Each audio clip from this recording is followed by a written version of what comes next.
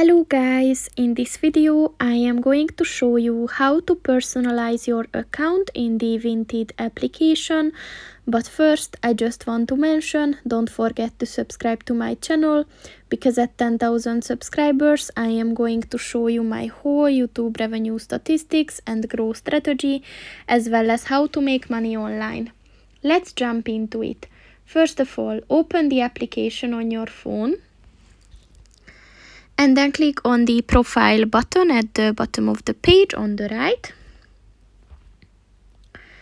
And then look for the personalization button and click on that.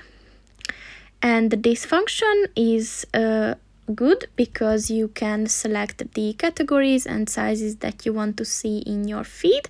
So just click on, for example, the brand button. And here you can follow different brands that you're interested in to purchase from later on. If you go back, you can click on the categories and sizes button as well and set, for example, your size in women's clothing, or if you're looking for clothing for your kids, you can set their size as well.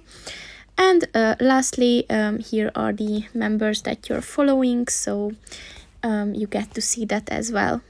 So that's pretty much it for this video, guys. See you in the next one. Goodbye.